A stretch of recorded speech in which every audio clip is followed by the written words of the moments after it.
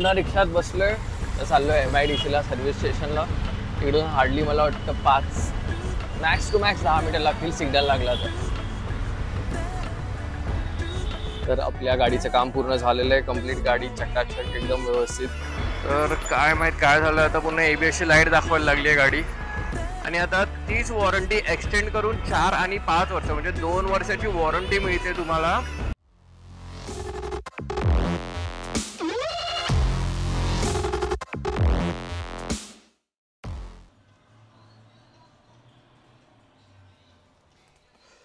तर good morning मित्रांनो, welcome back to the channel. मी तुषार पेळणकर तुमच्या सगळ्यांचं स्वागत करतो माझ्या नवीन व्लॉगमध्ये। तर हा व्लॉग बनणार आहे जसं मी माझा मागचा व्लॉग बघितला असेल ज्यामध्ये तुम्हाला कळलं की माझी बाईक ब्रेकडाऊन झालेली मागच्या राईडला। तर मी ती सोडून आलेलो नवनीत मोटर्सला सर्व्हिस सेंटरला। तर तिचं सगळं डायग्नोज झालं आहे, त्यांनी चेक करून जे काय काम करायचं आहे ते झालं आहे कंप्लीट। तर आता मी चाललो माझी बाईक घ्यायला अंधेरीला आणि मग तिकडे जाऊनच तुम्हाला मी सांगतो एक्झॅक्टली काय झालेलं माझ्या बाईकमध्ये प्रॉब्लेम। कारण मला पण एक्झॅक्ट नाही माहीत, मला फक्त फोनवर कळलं की एक सेन्सरचा प्रॉब्लेम झालेला। तर एक्झॅक्टली तो सेन्सर काय असतो, काय काम करतो, कुठे लागतो, आपण जाऊन विचारूया त्यांना। आणि त्यांनी ते काम केलेलं आहे, गाडी तयार आहे, तर जाऊन फक्त घेऊन यायची आहे गाडी। तर चला जाऊया। आता हेल्मेट असं काहीतरी इथे प्लेस असतं, मी इथे एक हेल्मेट होल्डर लावलं आहे। हे जर तुम्हाला माहिती असेल ॲमेझॉनवर मिळतं खूप स्वस्तामध्ये, 200-250 रुपयाचं। तर मला हेल्मेट घेऊन जायचं, तर मला मेट्रोने चाललो आहे। तर मी विचार करतो ही बॅग पण घेऊन जाऊ, डर्ट सॅकची बॅग आहे हेल्मेटची। तर हेल्मेट ह्याच्यात ठेवून ही आपण अशी बॅक सॅकसारखी मागे लावू शकतो पाठीवर आणि मग ते कॅरी करायला इझी पडतं।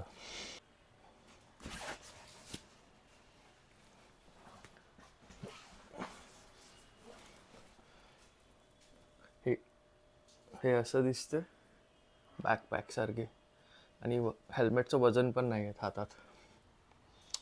या हेल्मेट बॅगला मागे पण झिप आहे बघा, जर काही सामान ठेवायचं असेल तर हे असं हेल्मेटच्या आतमध्ये जातं, आतमध्ये इथून झिप लावून डायरेक्ट कॅरी करा।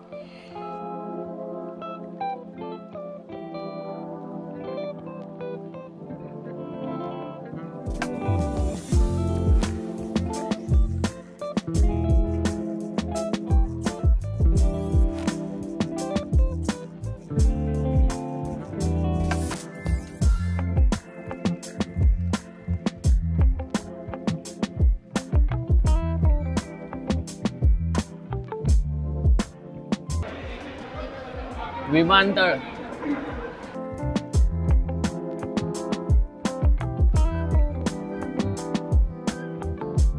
I was lucky.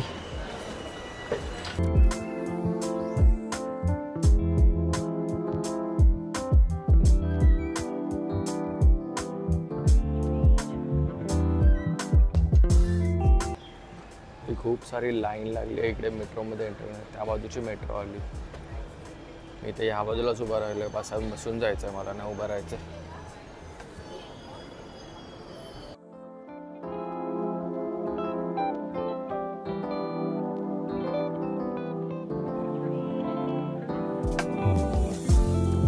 So disciplined, सगळे लाईनीत सरतात।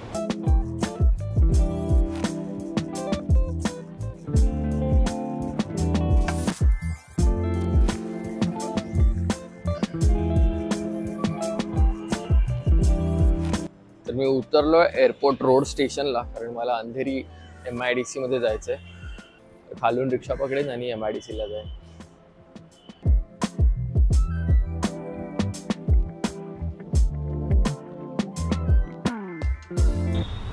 तर पुन्हा रिक्षात बसलोय तर चाललोय MIDCला सर्व्हिस स्टेशनला। इकडून हार्डली मला वाटतं 5 मॅक्स टू मॅक्स 10 मिनिटं लागतील सिग्नल लागला तर। इकडे फरारीचं पण सर्व्हिस सेंटर आहे, पण आपल्याला बाईक घ्यायला जायचं।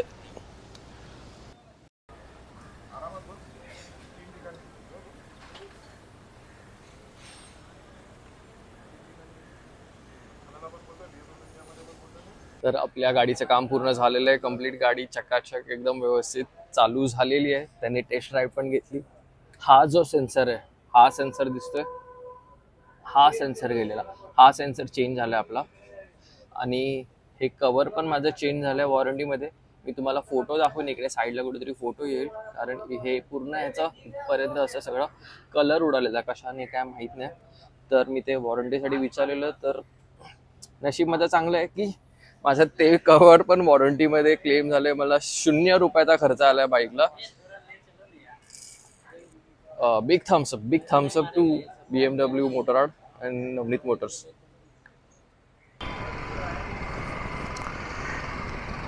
तर निघालं BMWच्या सर्व्हिस स्टेशनवरून,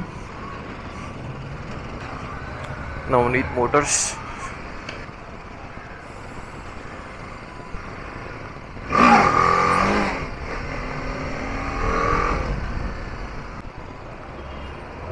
ही बस बघा.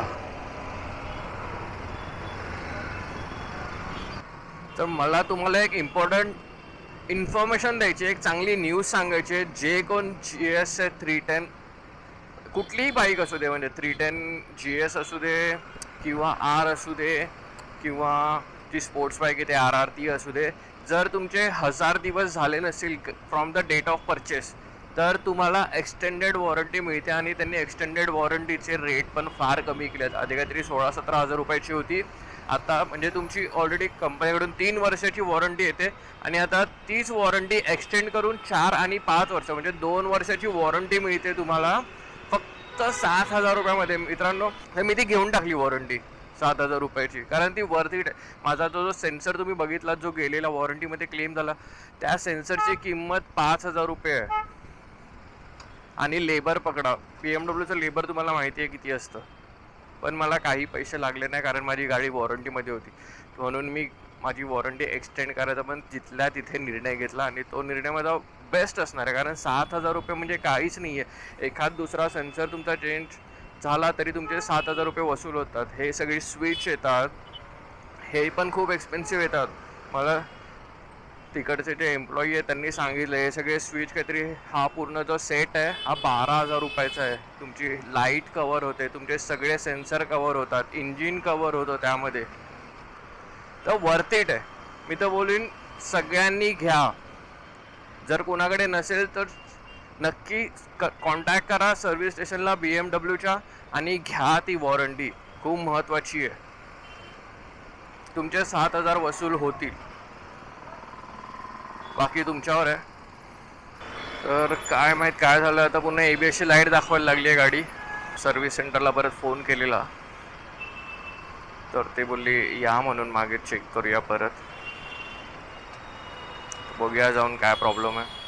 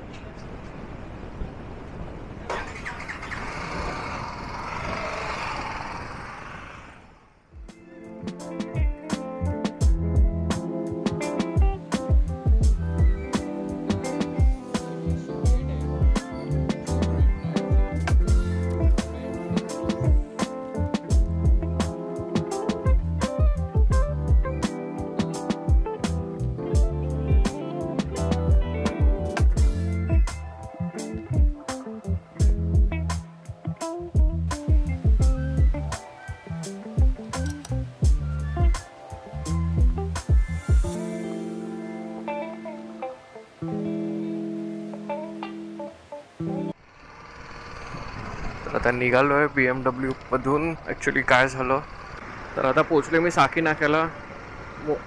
पुढच्या 10-15 मिनटामध्ये मी पोचून जाईन घरी. तर मी सांगत होतो की जी ABSची जी प्लेट येते आपली, ज्यावर ABSचा सेन्सर काम करतो, ती प्लेट माझी बेंड झालेली. कारण टोईंगमुळे त्या टोईंगवाल्याने बेल्ट तिथून घेतलेला, तर आणि त्या बेल्ट त्याच्या टेन्शनमुळे ती प्लेट बेंड झालेली. आता बघू, माझी सर्व्हिस पण ड्यू आहे गाडीची, तर मी एखादी राईड करायचा विचार करतो आहे. जर झाली तर राईड करीन, नाही तर मग नेक्स्ट टू नेक्स्ट वीक पुन्हा गाडी सोडावी लागेल सर्व्हिस स्टेशनला. जे माझे 30,000 किलोमीटर तर झाले नाही आहे, तुम्ही बघू शकता 23,237. मी मागच्या वर्षी सर्व्हिस केलेली तेव्हा माझे किलोमीटर 19,000 झालेले. पण वर्ष होऊन गेलं आहे, हार्डली 4-4.5 किलोमीटर झाले, पण वर्ष होऊन गेले, त्यामुळे आपल्याला सर्व्हिस करावी लागणार आहे गाडी.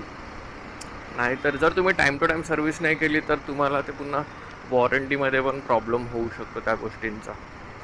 गाडी जोपर्यंत वॉरंटीमध्ये तोपर्यंत टाईम टू टाईम कंपनीमध्ये सर्व्हिस करायची, नाहीतर त्या सगळ्या गोष्टी तुमची वॉरंटी अवॉइड करतात.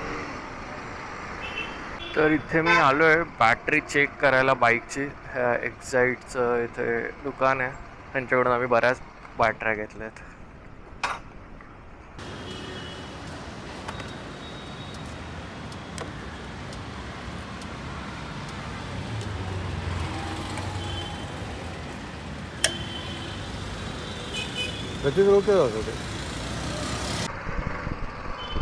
निघालो, बॅटरी चेक केली, बॅटरी ओके आहे, बॅटरीचा काही प्रॉब्लेम नाही आहे, बॅटरीची हेल्थ व्यवस्थित आहे.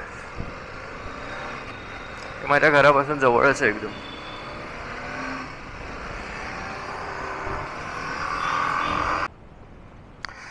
तर पोचलो आहे मी घरी फायनली, माझ्या बिल्डिंगमध्ये पार्किंगमध्ये आलो आहे.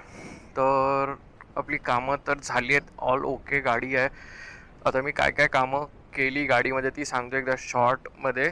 एक तर आपला जो सेन्सर, जर तुम्ही माझा मागचा ब्लॉग बघितला असेल त्यामध्ये मी गाडी टो करून घेऊन आलेलो, जर बघितला नसेल तर जाऊन प्लीज बघा, मी आय बटनमध्ये त्याची लिंक देईन. तर त्याचा सेन्सरचा प्रॉब्लेम होता. हा जो सेन्सर येतो, हा सेन्सर उडालेला त्याचा. तर तो सेन्सर आपला वॉरंटीमध्ये क्लेम झाला आहे. ते जे इंजिनचं कवर आहे त्याच्यावरचं थोडं कलर उडालेला, म्हणजे ते क्लायमॅटमुळे असू शकतं असं त्यांनी सांगितलं, पण ते वॉरंटीमध्ये माझं क्लेम झालं, त्यामुळे मी ते पण चेंज केलं. त्यानंतर ती दुसरी गोष्ट झाली. त्यानंतर मी तिकडून निघालो आणि थोडं पुढे येऊन मला समजलं की माझी ही जी आपला ABSची जी प्लेट येते, ही प्लेट बेंड झालेली. कारण मी मागच्या व्हिडिओमध्ये तुम्ही बघितलं असेल, इथून टोईंगवाल्याने इथून ती रशी बांधली होती, टोचा जो बेल्ट आहे तो. तर त्यामुळे ती प्लेट बेंड झालेली. असं ह्या बाजूने इथून टायर फिरवून चेक केलं ना, तर ती अशी नाचत होती प्लेट, ते कळत होतं. तर ती प्लेट चेंज केली. ती माझी वॉरंटीमध्ये नाही झाली, कारण ते फिजिकल डॅमेज येतं. वॉरंटीमध्ये फिजिकल डॅमेज असेल तर ते कवर होत नाही. ती जास्त महाग नाही आहे, 185 रुपीजची प्लेट होती, तर मी ती चेंजच केली. आणि चौथं काम, मी आता येऊन माझी बॅटरी पण चेक केली. तर ऑल गुड टू गो. म्हणजे मी कुठेही आता जर मला राहायला निघायचं असेल तर निघू शकतो. आता फक्त मेजर खर्च आहेत माझ्या गाडीमध्ये. एक तर थर्ड सर्व्हिस येणार आहे, तो एक मोठा खर्च होणार आहे. त्यानंतर माझं चेंज पॉकेट पण जवळ आलं आहे, म्हणजे ते जायला आलं आहे, त्याचा एक खर्च येणार आहे. आणि फ्रंट टायर तुम्ही बघू शकता, इंडिकेटर याचं थोडं आहे, बाकी इंडिकेशन दाखवतं आहे बघा इथे. तर फ्रंट टायर पण मला लवकरच चेंज करायला लागणार आहे. हे एक काम, 2 काम आणि सर्व्हिसिंग 3. बाकी आपली गाडी एकदम ऑल ओके आहे. आणि ही एक गोष्ट मी नवीन बाईकवर लावली, ह्याच्याबद्दल मी तुम्हाला नेक्स्ट ब्लॉगमध्ये नक्कीच सांगेन. 360 कॅमेराचा माउंट आहे. तर चला बाईक पार्क करूया आणि आपल्या पुढच्या कामाला लागूया, म्हणजे ऑफिसला जाऊया. चला बाय. जर काही करता तुम्हाला हा ब्लॉग आवडला असेल तर guys please like, share, subscribe करा. आणि प्लीज तुम्ही सबस्क्राईब का नाही करत आहे, करा लवकरच. तर प्लीज सबस्क्राईब करा चॅनलला मित्रांनो. बाय.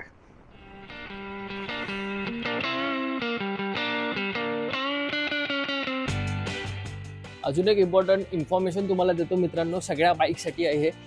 कधीही गाडी टो करताना ह्या अँगलमधून आपला जो टोईंगचा बेल्ट आहे तो घेऊ नका.